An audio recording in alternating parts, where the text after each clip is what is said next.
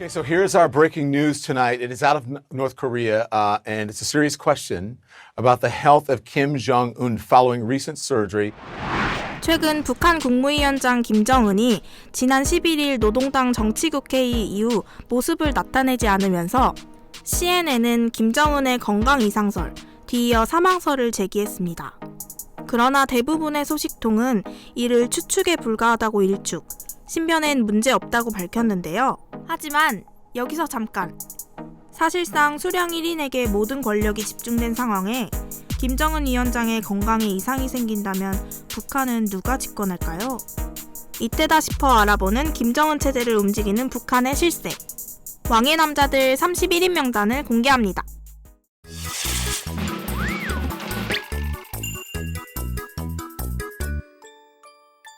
현재 최룡해는 북한 국무위원회 제1부위원장 겸 최고인민회의 상임위원장을 맡고 있는데 한국으로 따지자면 과거 군사독재 정권 시절의 중앙정보부장 또는 후계 서열 2위 정도로 볼 수 있겠습니다.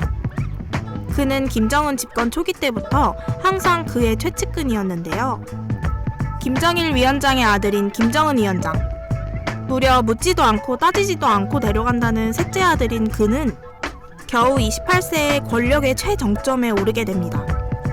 김정일 입장에서 본인은 점점 몸이 안 좋아지고 아들은 아직 어린 아들을 위한 정치적 후견인으로 세운 게 최룡해.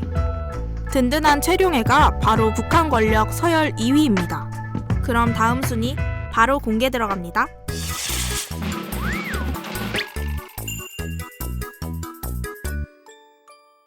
여기서 주목할 만한 인물은 바로 리병철인데요. 핵과 미사일 개발의 총책임자입니다.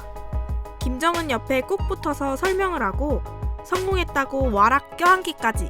굉장히 친밀해 보이는 김정은과 리병철은 심지어 맞담배를 피는 사이. 그리고 또 한 명의 주목할 만한 인물이 있는데요.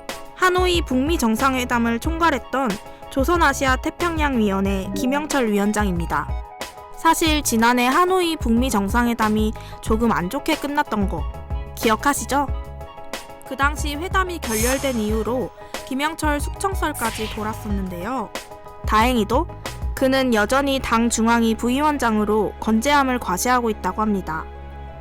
다음은 김수길 총정치국장입니다. 무려 인민군 서열 1위. 우리나라로 따지자면 국방부 장관급인데요.